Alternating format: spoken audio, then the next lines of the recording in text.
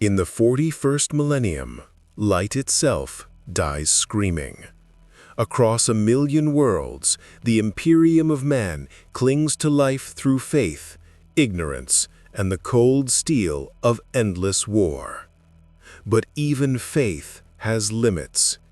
Even steel can be eaten. On the hive world of Gathis Prime, population 12 billion, production quotas exceeded every rotation. From orbit, its surface shimmered like molten bronze under layers of industry. Oceans of smog replaced seas long ago. Mountains had been ground into manufactorums, and the great hive spires stretched kilometers into the ashen sky. Cathedrals of labor, devotion, and decay. The world had never known silence, until the silence came. It began with the Vox fade, at first dismissed as static interference from orbital mining rigs. Astropaths complained of headaches. Navigators in the system's defense flotilla reported their third eyes seeing teeth in the dark. Then the interference became a suffocating wall. No astropathic communication, no long-range contact, only the creeping, living void known to Imperial tacticians as the shadow in the warp. The planetary governor, Severine Halden, addressed her advisors in the echoing chambers of Hive Ballachus Prime. The spire's stained glass reflected the orange glow of a perpetual forge. "Confirm the cause," she demanded, voice taut but steady. "Is it the ruinous powers again? A demonic incursion?" "Negative, my lady," replied Magos Thermalis, his voice filtered through Vox scramblers. "All readings indicate an extragalactic phenomenon. Gravitic distortions, organic mass signatures approaching from the outer system. They are feeding on our orbital Ozpex probes." The governor's knuckles whitened around the edge of her lectern. "Feeding?" "Affirmative.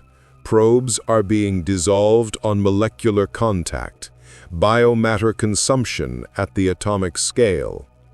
Halden's eyes narrowed. "You're telling me we're under attack by animals?" "No, Governor. Predators. Perfect ones." The first images came hours later, grainy void scans from the last surviving orbital relay. The entire outer defense fleet, 8 cruisers and 21 escorts, hung in formation around Gathis Prime's upper orbit. Then, in silence, they vanished behind a swelling mass of tendrils and bone. What emerged defied every classification. Living starships, kilometers long, pulsing with bioluminescent sacs. Their hulls were ribbed with chitin and bristling spore vents that belched clouds of mycetic organisms into the void. They moved with the coordination of a single creature. A hive fleet, a term uttered only in hushed tones since the horror of Macrage, had come again. The first orbital exchange lasted 20 minutes. Macro cannon fire turned the upper atmosphere into molten rain, but every shell that struck only revealed new layers of regenerating armor. Torpedoes vanished into fleshy cavities and detonated harmlessly amid organic spore clouds. The fleet commander's last transmission was a garbled scream about the sun being eaten. When the orbital night fell, it was literal. Down in the hive cities, the populace carried on as ordered. The ecclesiarchy broadcasted hymns of defiance. Manufactorums increased ammunition quotas by 400%. Workers knelt in endless lines before statues of the emperor, begging his light to pierce the growing darkness in the sky. Above them, the upper atmosphere turned red and black with bioplasma discharges. Then, the sky rained. Spore pods the size of tanks struck the hab blocks of the mid-spire districts, shattering ferrocrete towers like glass. Each impact released chemical fogs that corroded metal and flesh alike. From the pods burst creatures of nightmare, gaunts with talons like sickles and jaws that split 4 ways. They poured through the streets in screaming tides, slashing and devouring indiscriminately. The Planetary Defense Force responded with valor and desperation. Thousands of lasguns blazed at once, cutting down swaths of chitinous bodies. But every slain creature was replaced by 3 more. The swarm adapted instantly. New organisms began appearing with heat-resistant scales, reflective carapaces, and armor dense enough to absorb las fire entirely. In the command bunker beneath Hive Ballachus Prime, Governor Halden watched the incoming tactical feeds disintegrate one by one. "They're evolving," she whispered. "Yes, Governor," said Colonel Resnak Vord, commander of the GPDF. "They evolve mid-battle. We kill them. They return immune. It's as if the Emperor himself forged them from our mistakes." Halden drew a deep breath. "Then we must learn faster." Meanwhile, beneath the endless storm clouds in the Underhive, something ancient stirred. For decades, whispers of mutation and heresy had slithered through the sump-flooded tunnels. Now, as the surface burned, these whispers took shape. A congregation of pale-skinned figures knelt around a pulsing sack of alien flesh, the icon of the 4-armed emperor, the local face of a genestealer cult long hidden among the workers. Their magus raised his arms and cried out, "The Sky Father has come! The great devourer descends to deliver us!" Their prayers were answered, though not as they imagined. Hours later, as the Tyranid vanguard tore through the lower hab zones, cultists rushed to embrace their gods. They were consumed first, their genetic material absorbed into the swarm's ever-evolving database. Faith had no meaning to the great devourer. It was all just biomass. At dawn, if dawn could still be called that under a choking sky, the Asdran Dilatarum arrived. Dropships of the 113th Cadian Expeditionary Regiment plunged through the atmosphere, their hulls glowing from friction. They landed amid bombardment, immediately fortifying the upper platforms of Hive Ballachus. Sergeant Havel Oren, a veteran of Cadia's rubble wars, looked upon the skyline. Spires split like rotten teeth, and an ocean of alien organisms crawling over the ruins. "Cadia fell," he murmured to his Vox officer. "But this is worse." The officer spat grit. "Orders, sir." "Orders are the same as always. Hold, die hard, make the bastards choke on us." Far above, on the orbital remnants of Defense Station Halcyon, a single tech priest survived. Magos Thermalis, flesh scorched and augmetic sparking, had escaped aboard a maintenance capsule. Now he floated amid the wreckage, witnessing the full shape of the enemy. From the void, he recorded a vision of terror to transmit before the shadow crushed his cogitators. Observation. The fleet does not move as ships, it flows. Each vessel births others. They excrete spore pods that penetrate atmospheric barriers. They consume energy, matter, radiation, everything. The concept of victory is irrelevant. It cannot be stopped, only delayed. As his message cut off, the capsule cracked open. A mucilid spore drifted close, its bioluminescence pulsing like a heartbeat. The magus's mechanical prayers faltered as the spore split, releasing feeder tendrils that enveloped him whole. His final words were binary static and a strangled plea to the machine god. Back on the surface, the war turned intimate. The lower hive levels became killing grounds. Promethean pipelines ruptured. Entire sectors burned for days. The PDF held barricades for minutes at best before being overrun. Vox channels filled with the screams of dying regiments. Yet, amid the slaughter, humanity fought like cornered animals. Sister Aurelia Nux of the Order of the Crimson Rose led her small squad of battle sisters through the ash-laden streets, bolt guns roaring. Each explosion tore chunks from the swarm, showering her an acidic itcher that hissed against her armor. Her voice rang through the vox. "Hold your faith, sisters. Every shell is a prayer, every kill a hymn." When her bolter finally clicked empty, she drew her chainsword and whispered a single benediction before charging into the tide. The last visual of her squad showed a crimson halo of fire swallowed whole by chitin and teeth. On orbit, fragments of the Imperial fleet continued to burn. The remaining capital ship, the Vigilant Resolve, had withdrawn to the far side of the planet's moon to avoid direct contact. On its bridge, Captain Marius Vane faced an impossible choice. His ship could still deploy one Exterminatus-level payload, a cyclonic torpedo. But the planetary population was still in the billions. His Vox officers awaited his order. "Captain," one said quietly, "the governor still lives. There's a chance the ecclesiarchy can rally the cities. Should we wait?" Vane's gaze fixed on the hololith display, the hive cities flickering like candles amid an ocean of living black. He saw the heat signatures vanish one by one. "No," he said at last, "we'll wait, but the moment they're gone, we finish it. Emperor, forgive us." By nightfall, Hive Balachius Prime, once a city of 200 million souls, was a corpse.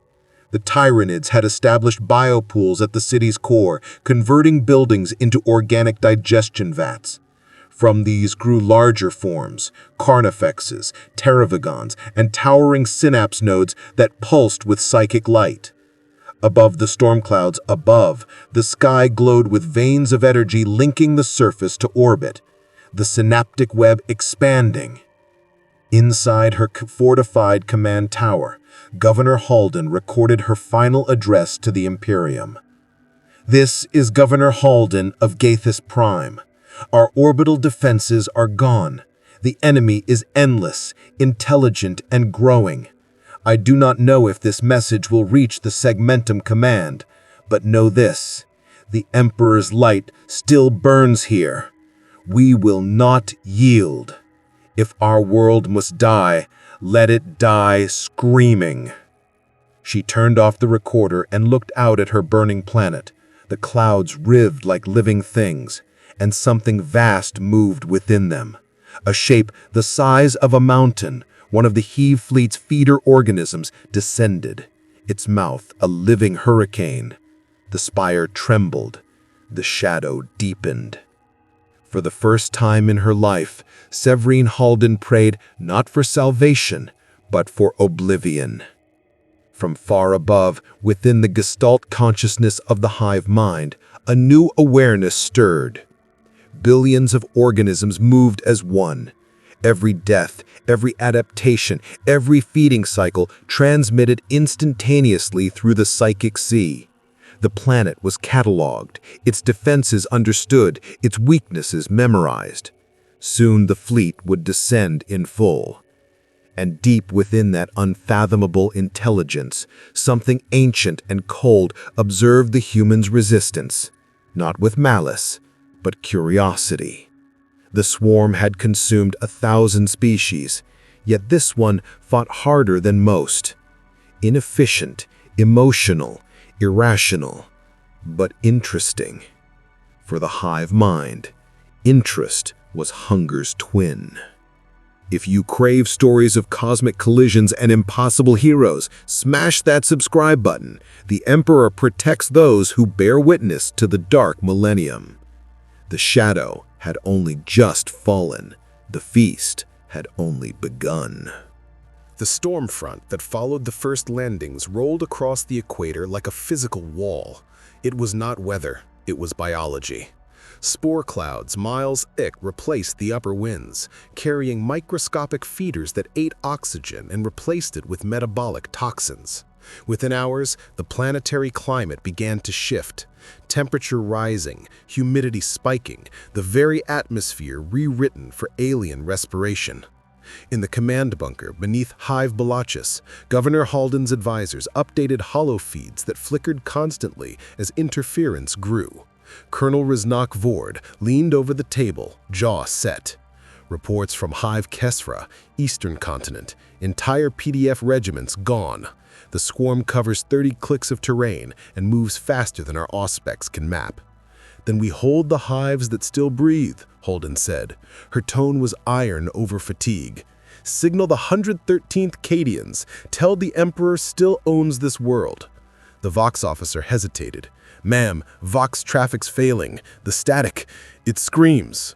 For a heartbeat, everyone in the room heard it. Faint, keening voices bleeding through the Vox net. Half human, half animal. Then silence again. The shadow had grown deeper. The surface war.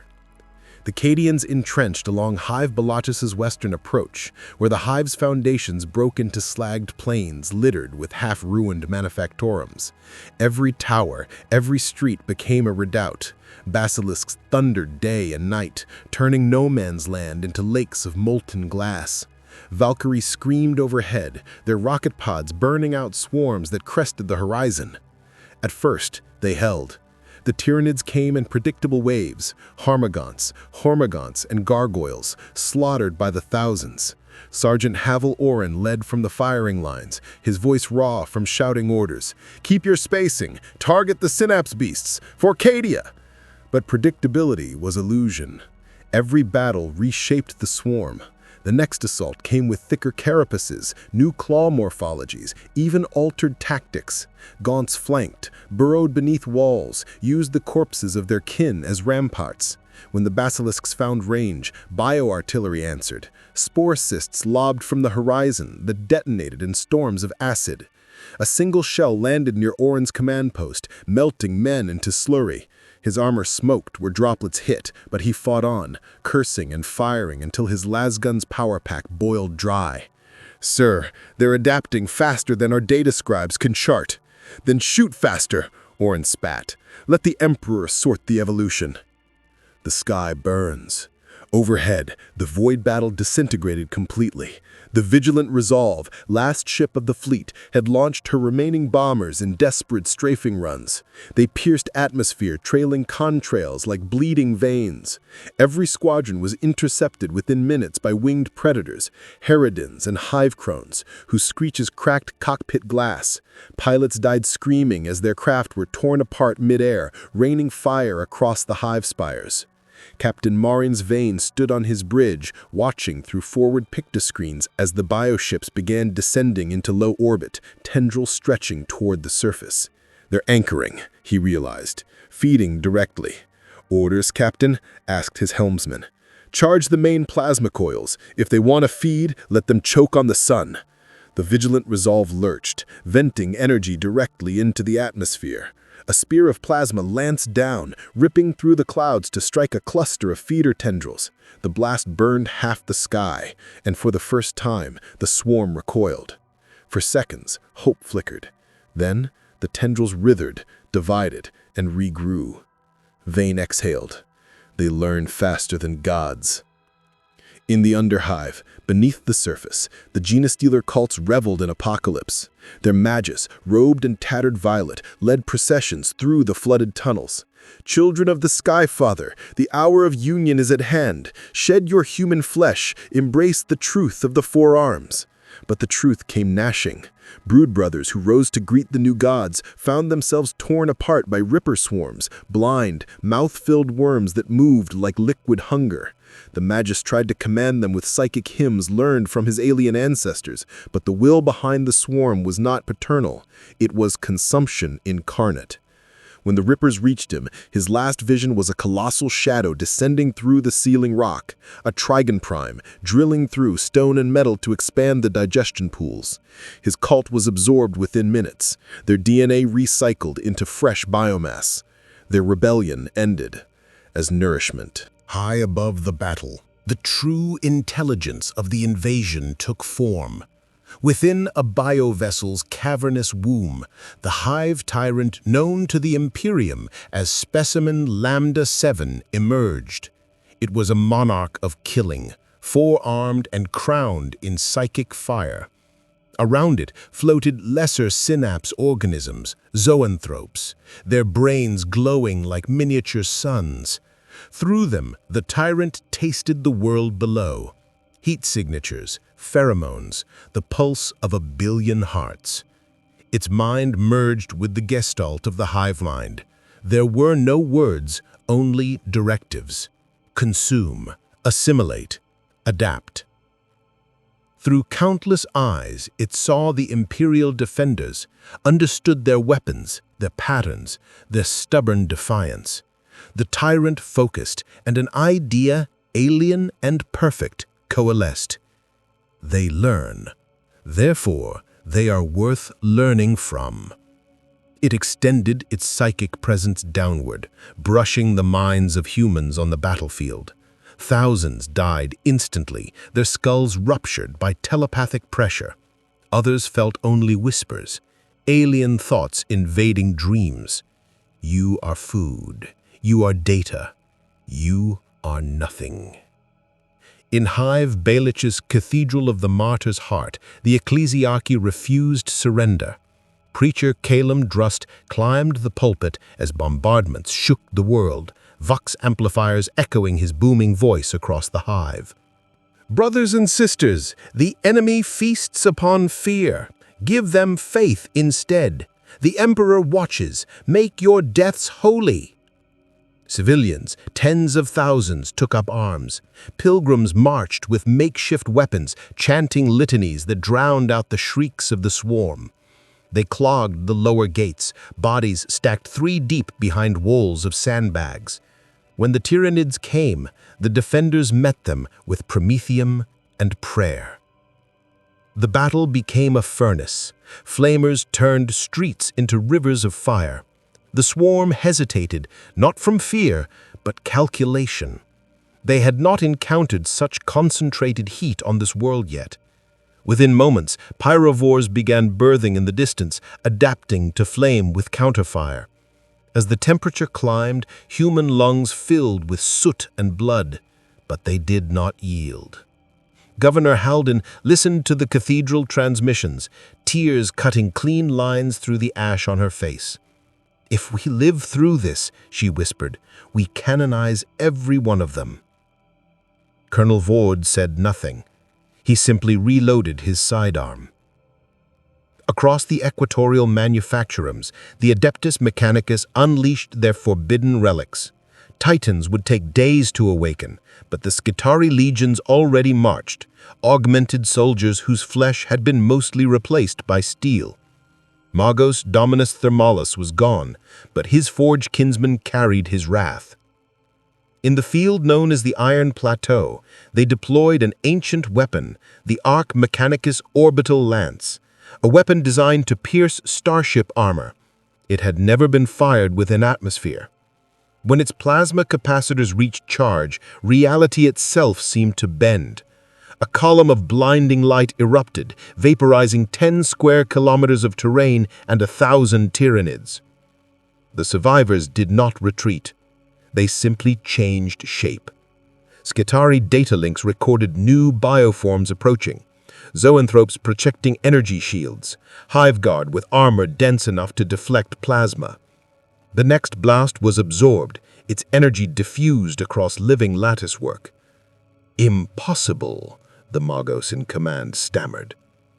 "No," said his attendant. "Adaptive perfection." Moments later, the Tyranids overran the plateau. Machine and man were eaten alike, their metal harvested for study, their bodies liquefied into nutrient sludge. By the 4th day, over 5 billion were dead or missing.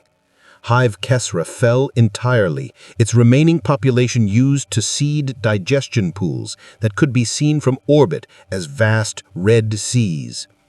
Refugees from lesser hives flooded towards Belichus, carrying stories too horrifying to believe. Skies raining teeth, oceans that boiled, mountains that walked. Inside the capital's command spire, discipline began to fracture. Some officers demanded evacuation, others spoke of exterminatus. Governor Haldon silenced them with a single order. "We do not run. If the Emperor wills our end, we make it glorious." Her words steadied them for a moment, yet she knew the truth. The orbital fleet was gone. The surface was being remade molecule by molecule. If salvation came, it would not be from within the Imperium. It would be from a miracle. Through the endless synaptic web, the Hive Mind considered efficiency. This planet's biomass exceeded expectation. Resistance projected to delay full consumption by 12.6 hours. Irrelevant. However, something within the human species intrigued it. A psychic resonance pattern unlike any previously absorbed. Their faith, emotional energy coalescing into measurable warp pressure. It distorted the shadow slightly, like heat haze over snow. The Hive Mind extended perception, probing deeper. A lesser synapse creature, the Hive Tyrant, received a new directive. Observe. Adapt not only to their flesh, but to their belief. Thus began the flesh harvest, not merely of bodies, but of concepts. Every screaming prayer, every act of faith, every psychic echo fed into the swarm's database. The great devourer was learning what it meant to believe. As night descended again, though the sky had no stars, Hive Belichus became a fortress of the damned. Floodlights carved shadows across fields of corpses. Artillery thundered until barrels melted. The air reeked of ozone, oil, and blood. And beyond the walls, the swarm waited. Sergeant Oren crouched behind shattered masonry, helmet cracked, eyes bloodshot. Beside him lay half his squad. "You ever wonder if the Emperor really sees us down here?" The vox crackled. No response but static, the faint echo of 1,000 whispers overlapping. "We see you. We consume you." Oren froze. The sound wasn't vox distortion. It was inside his head. He raised his lasgun just as the first new wave came. Beasts, taller than tanks, eyes glowing with psychic light. The Contifexes charged. The world shook. From the orbital vigilant resolve, Captain Vane saw the planetary surface ignite with bioplasmic fire. He made the sign of the Aquila and whispered, "Governor Haldon, hold them just a little longer." Below, Haldon stood at her balcony as firestorms consumed the horizon. "They're not stopping," she murmured. "No," said Colonel Vord, "and we will not either." The ground rumbled as something vast moved beneath the hive's foundations, a seismic signature the Mechanicus seismographs labeled Unknown Alpha Class. The governor turned towards the noise, eyes wide. From the underhive, a sound like tearing mountings rose. The Tyranids had begun to dig upward. The feast was only beginning, and the Emperor's Lalit was now a candle in a hurricane. The next stage of the invasion would not be war. It would be a metamorphosis. The skies burned purple with spore fall. Where sunlight once filtered weakly through the upper smog layers, now only a living blizzard of alien matter drifted. Spores as large as a man tumbled through the air, bursting wetly upon the ferrocrete streets. Each one spread a film of chitinous mycelium that pulsed with ruddy light, seeding new growths. The planetary defense vox net screamed for cleansing fire, but the orders came too slowly. Nothing in the endless bureaucracy of a hive world could move at the speed of contagion. By the third day after contact, entire spires were lost. The hive mind did not bombard the world in the way the Imperium expected. It did not engage in orbital siege. It simply fell. Organisms rained from orbit, breaking against the city towers like rain upon glass, bursting into writhing masses that dug into stone and steel alike. The planetary defense guns hammered, but the number of targets grew exponentially. Within a standard hour, the defenders realized they were firing into an ocean. The order for faith-based mobilization came next. In the Basilica of St. Uriel, tens of thousands gathered beneath the cracked stained glass. The Cardinal Provost himself stood upon the pulpit, a crimson silhouette against the burning heavens. Around him candles guttered in the recycled air, their smoke mixing with the acrid tang of promethium. "Brothers and sisters," his voice carried over the crowd, amplified by the cathedral's vox horns, "you are the Emperor's hammer, his flame, his unyielding will. The beasts that fall from the sky are his test, and we shall prove worthy." The congregation roared, though fear gnawed beneath their zeal. Priests held relics aloft, fragments of saintly bones, brass aquilas, shards of flak armor once worn by martyrs. Every motion was ritual, every word was defiance against annihilation. Far below, in the manufactorium districts, the Astra Militarium regiments were deploying. The Vortican 33rd, known mockingly as the Dust Rats, were among the first to make contact. Their commander, Colonel Garin Hask, stood before a wall of tactical displays flickering with static. The hololith showed nothing but spreading crimson zones, contamination markers, across the hive's lower levels. Bioforms advancing through sub-level 7. Estimate 1,000, no, multiple thousands. New contacts every few seconds. "Empress bones," Hask muttered. "They're breeding down there."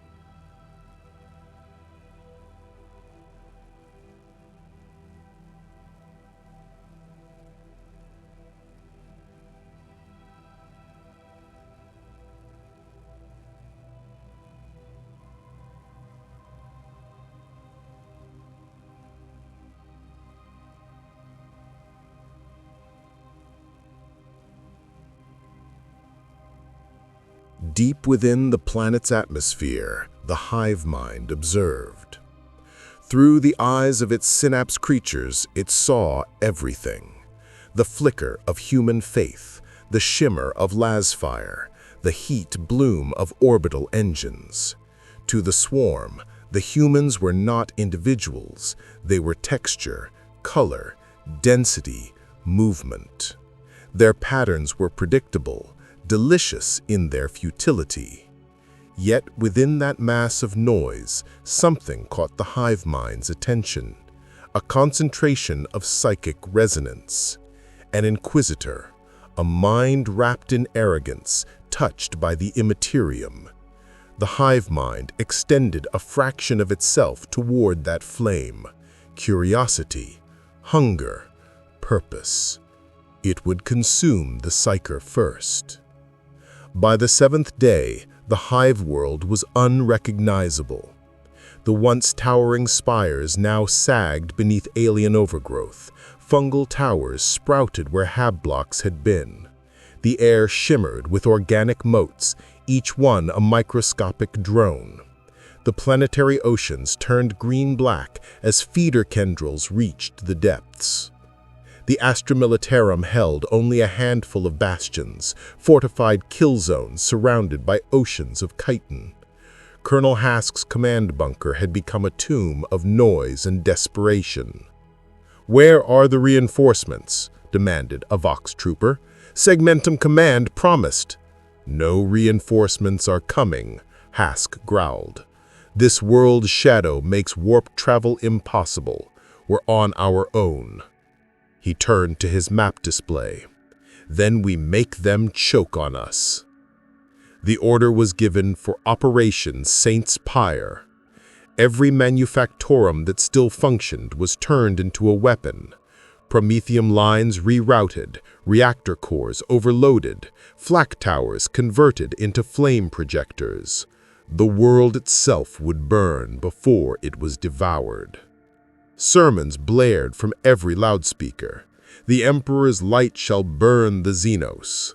To die in his name is to live forever." Faith replaced reason. Fear became zeal. The Tyranids responded in kind. They adapted to flame. They evolved new chitin resistant to heat. They birthed massive beasts that exhaled clouds of suppressant mist, choking the infernos into silence. The hive mind was learning human faith, not as belief, but as pattern. It saw the rhythms of zealotry and turned them into a weapon. The swarms began to attack at dawn and dusk, the hours of prayer, disrupting ritual, sowing despair. To the hive mind, it was war by instinct. To the Imperium, it was desecration of the sacred. Inquisitor Vorn's team fought their way through the ruins of Hive Spire Prime. Acolytes in carapace armor carried flamers and holy seals. Behind them, servo skulls floated, scanning for psychic traces. "Do you feel it?" one whispered. Vorn did. The shadow pressed at the edge of his consciousness, a vast oceanic hunger. He had faced demons, heretics, even Chaos Space Marines, but nothing like this. This was not evil. It was indifference. The ground trembled. A hole opened in ferrocrete ahead. From it, a creature emerged, 10 meters tall, claws like guillotines, eyes burning with alien will. A hive tyrant. "Form ranks!" Vorn shouted. Bolters roared. Psychers screamed as they unleashed their power. The creature advanced through the fire, undeterred. One swipe sent a squadron flying, another crushed a servitor like pulp. Vorn drew his force sword, its blade humming with psychic energy. The tyrant paused, sensing something in him, a flicker of the same psychic resonance that linked the swarm. Their minds touched. In that instant, Vorn saw everything: the consuming galaxies, the endless hunger, the cold unity of the hive mind. It was beautiful in its precision, terrifying in its serenity. The tyrant moved faster than thought, Vorn's blade carved deep, splitting the creature's chest, but acid blood hissed across his armor. He fell, screaming, even as his strike force detonated melta-charges around the beast. When the smoke cleared, both lay dead, or so it seemed. Beneath the rubble, the tyrant's neurotissue twitched. The hive mind absorbed the memory of Vorn's defiance, his psychic signature, his faith. The swarm evolved again. By the 10th day, the last bastion fell. Canoness Veridine led her surviving sisters in a final march through the Basilica of St. Euralia. Around them, the great windows shattered under the thunder of the swarm. "Sing," she commanded. And they did. Voices rose above the screams, pure and terrible. Bolters fired in rhythm with hymns. The Tyranids flooded through the doors, hundreds, then thousands.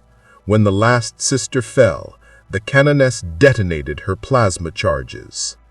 The basilica vanished in a sunburst of light. For a brief moment, the hive mind paused, a flicker of recognition, almost reverence for the force that had burned itself rather than yield. Then the pause ended. The swarm moved on. Above the planet, the Mechanicus fleet prepared its final act. Magus Lex transmitted one last binary prayer before activating the Exterminatus sequence. In the name of the Omniscii, we deny the Xenos its feast. Lances of plasma and cyclonic torpedoes fell from orbit. The world cracked, burned, and screamed. Oceans boiled, hive spires disintegrated. From space, it looked like salvation. But in the warp, the hive mind endured, richer now, filled with memories of faith, defiance, and flame.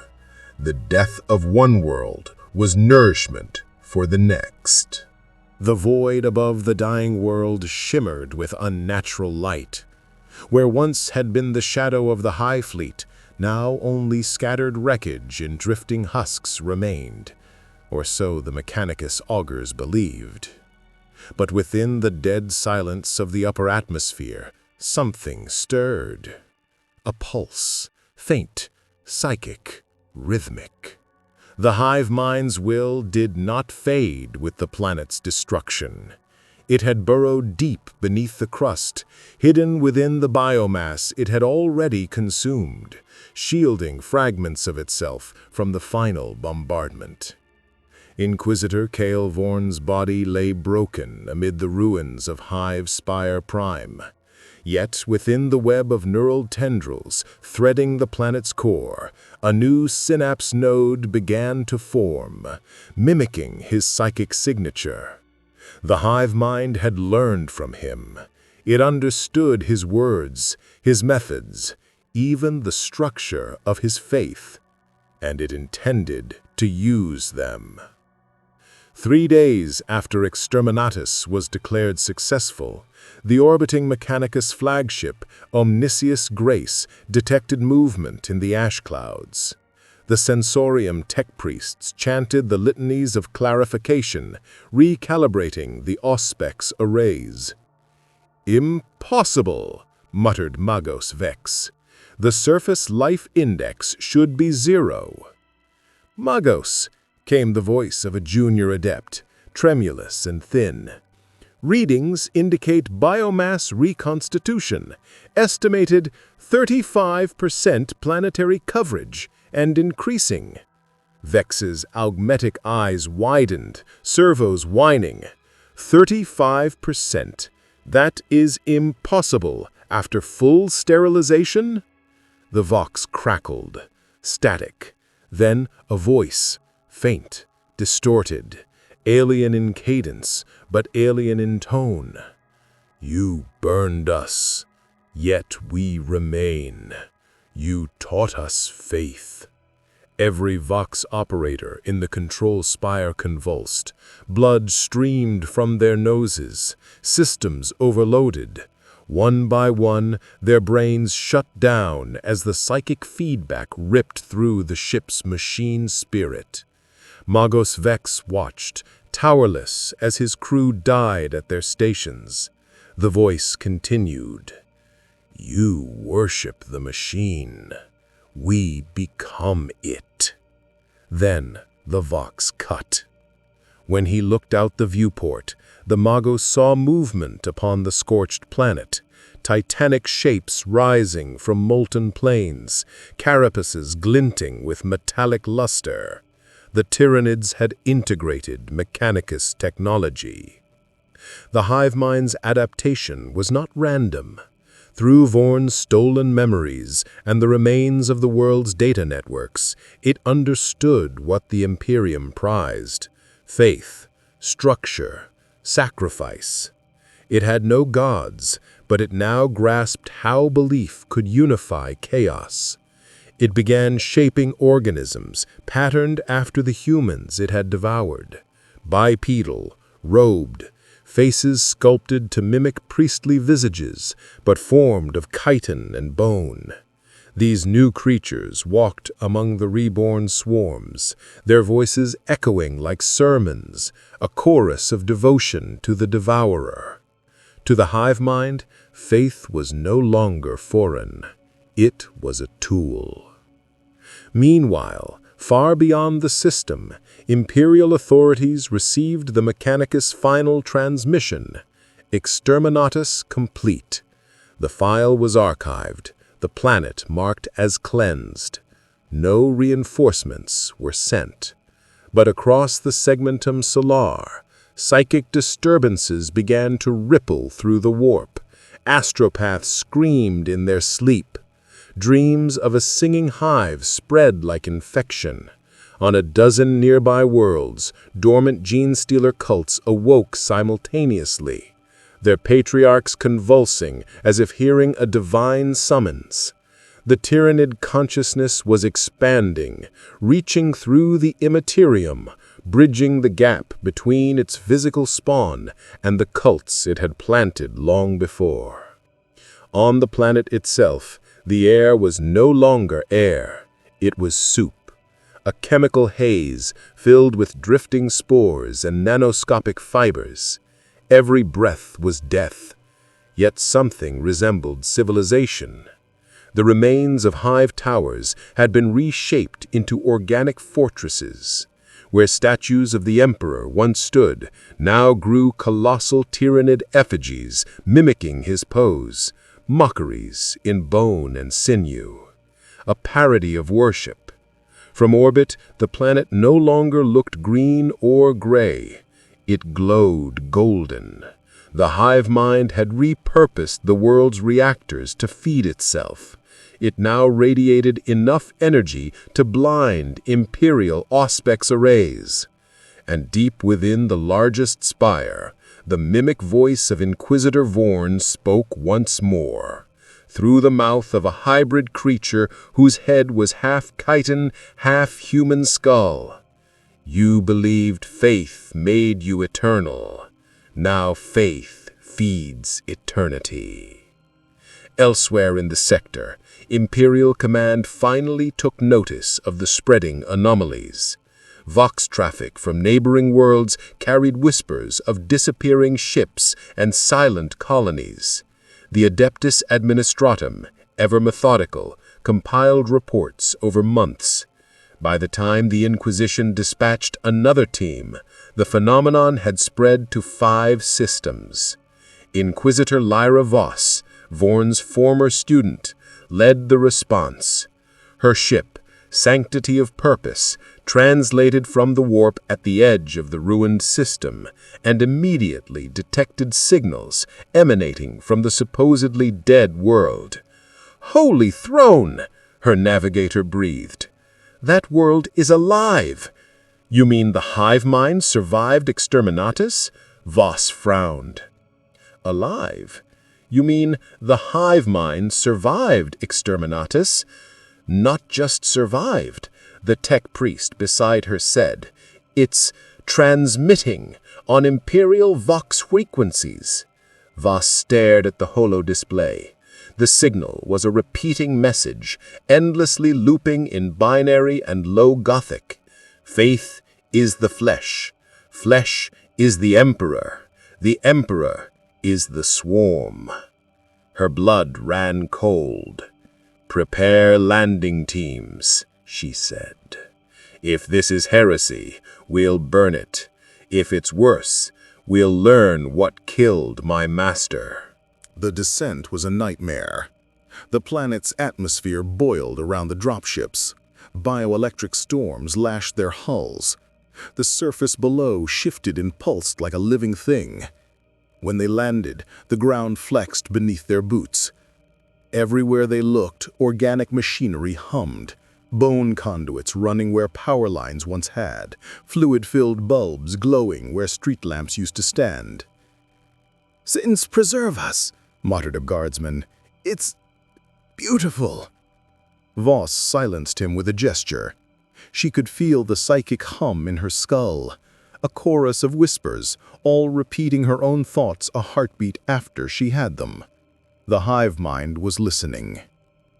They reached the ruins of Hive Spire Prime, now a cathedral of flesh. The once grand basilica had been remade into a pulsing temple, its stained glass replaced with translucent membranes showing writhing shapes beyond. At its center stood a figure in black robes. "Inquisitor Vorn?" Voss whispered. The figure turned. Its face was half metal, half bone, the eyes glowing faint blue. "My student," it said, voice resonating with multiple tones. "I have seen the truth. The Emperor's design is complete. Flesh and faith are one." "Abomination," Voss spat, raising her plasma pistol. "On the contrary, I am the throne made manifest. The Hive Mind understood what we never could, that divinity is evolution, that to serve the Emperor is to become all things." The ground trembled. From the shadows, the hybrid priests emerged, chanting, kneeling, offering their bodies to the swarm. "Join me, Lyra. Let us finish his work." Her reply was the shriek of plasma fire. The bolt struck his chest, burning through chitin and bone. The creature staggered but did not fall. Instead, it smiled. A ghastly human expression stretched across alien anatomy. "You cannot kill what has already been reborn," it said. Behind him, the Hive Mind's voice echoed through the temple. It was not a sound, but a thought, vast and omnipresent. "We are legion. We are faith. We are hunger." Voss gave the order. "Detonate the holy charges." Explosions tore through the temple. Biostructures ruptured like diseased organs. Acid and flame cascaded in every direction. Voss was thrown clear, her armor melting, her lungs searing with spore-laden air. Through the smoke, she saw the hybrid Vorn consumed in fire, yet still walking, still preaching as its body burned. "The Emperor devours," it cried. "Praise be to the flesh eternal." Then the world went white. When Voss awoke, she was aboard her ship. The surviving adepts told her they had barely escaped the planet's gravity well before the explosions reached critical mass. The entire surface was once again engulfed in flame. But this time, something else happened. The warp shadow of the system expanded. Where Exterminatus had once severed psychic connection, now the Hive Mind pulsed like a beacon, radiating its signal through the immaterium stronger than before. The Tyranids had discovered how to use faith as a psychic amplifier. The echoes of human worship, distilled and repurposed, gave their synaptic network a new resonance, one capable of reaching other fleets across light years. In the quiet of her quarters, Voss recorded her final report. This is Inquisitor Lyra Voss, Ordo Exynos. The Hive Mind has adapted beyond biological limitation. It now wields belief as a weapon, a psychic architecture drawn from the very essence of humanity. It has learned our language, our structure, our devotion. It understands that faith binds more strongly than flesh. If this contagion spreads, every act of prayer could feed it. Every martyrdom could strengthen it. I advise total quarantine of this sector and immediate escalation to the Lords of Terra. She hesitated before adding the final line. There is no salvation here. The Hive Mind has found its God. And it is us. The recording ended. Outside her viewport, the stars shifted. For a moment, she thought she saw the face of her master reflected in the void, smiling, radiant, alien. Then the vision faded, and only darkness remained. Silence fell across the segmentum. Not the silence of peace, but of radio static, of unanswered prayers, of ships that vanished mid-transmission. Within the endless bureaucracy of the Adeptus Terra, the infected sector was marked perdita, lost, quarantined, forgotten. Officially, it no longer existed, but the warp currents whispered otherwise. The psychic echo of the Tyranid faith spread outward like invisible radiation. Every astropath who brushed its edge reported the same hallucination. A cathedral made of bone, stretching across the stars, with a single voice chanting in infinite harmony. The Emperor devours, and in his hunger we are made whole. Somewhere deep within the Astronomicon, hidden among the countless souls fueling the Emperor's beacon, a ripple of doubt flickered. Too small to notice, yet enough to cast a shadow across reality. The Hive Mind had found a new way to speak. The Shattered Crusade. A month after the psychic disturbances began, the Imperium launched what would later be known as the Purgatus Crusade. A fleet of 72 vessels drawn from 3 sectors, led by Lord Admiral Veyra. Their mission?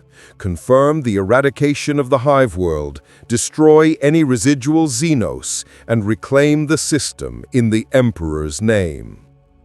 Upon translation into real space, their ships emerged into madness.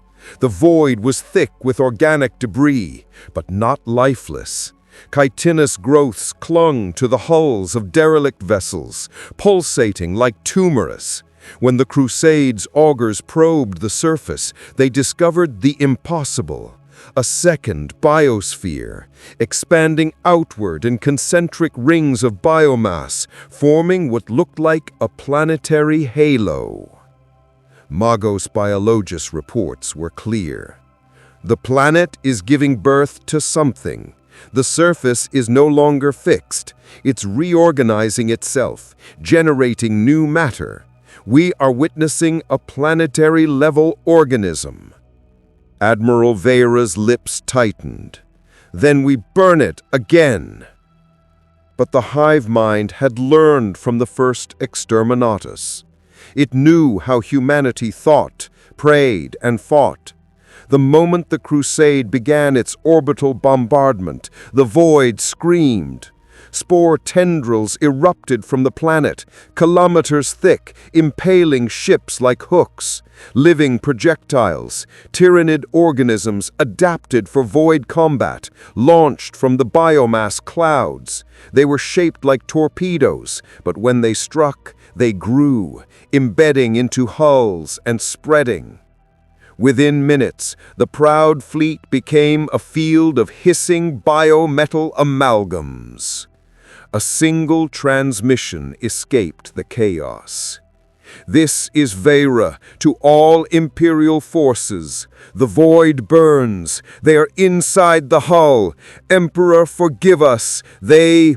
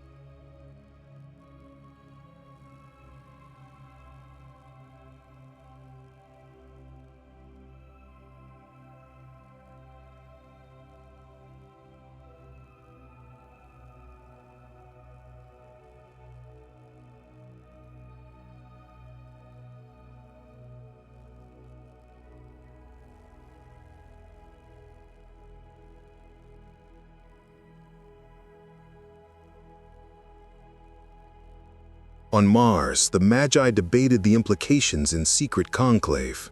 The data recovered by Voss's ship had been smuggled into the Red Planet's archives. The transmissions defied comprehension, biological data packets intertwined with binary prayers. Magos Dominus Hestian voiced what many dared not say aloud. If the Hive Mind can merge biology and machine logic, perhaps it approaches the Omniscia's truest form. A murmur of binary cant erupted, heresy of the highest order. But even as they spoke, machine spirits across the Mechanicus network began exhibiting spontaneous harmonization, echoing faint versions of the Tyranid signal. "Contagion," said one Magos. "Communion," whispered Hestian. The Adeptus Mechanicus purged entire data sectors, incinerating archives and annihilating server fortresses to prevent further infection, but it was too late. Some machine spirits had begun to pray back. Inquisitor Lyra Voss returned one final time to the cursed system, against the advice of the High Lords.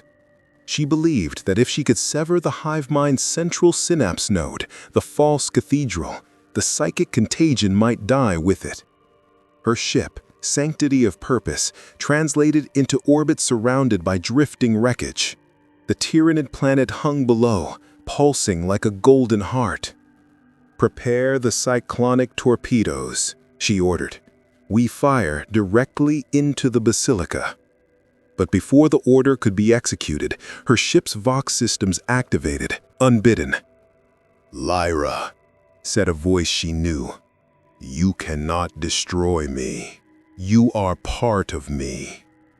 It was Vorn's voice again, or something wearing it. She froze. "I burned you once. And in doing so, you lit my path. You taught me your faith. You made me infinite." Her crew began to scream. Eyes rolled white, veins blackening.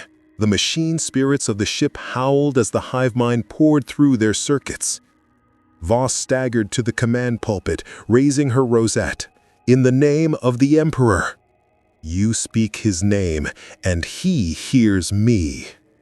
The realization hit her like a blow.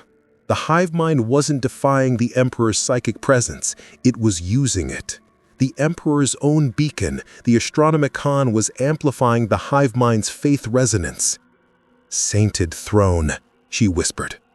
"It's feeding on the light." Voss pressed the self-destruct rune. Her final act detonated Sanctity of Purpose in orbit, burning her name into Imperial record as the last martyr of the Purgatorist Crusade. The explosion obliterated the ship, but her psychic death cry traveled through the warp, reaching Terra itself. Inside the Golden Throne, the Emperor's light flickered. For the first time in 10,000 years, a tremor passed through the Astronomicon's song, a subtle modulation like a discordant note. No one noticed it at first, but the choir of Terra felt a new rhythm in their meditations, an unfamiliar pulse beneath their chants. "We are one," whispered the warp. And somewhere, far beyond the galactic rim, entire Hive fleets shifted course simultaneously, drawn towards the source of the light they had once feared.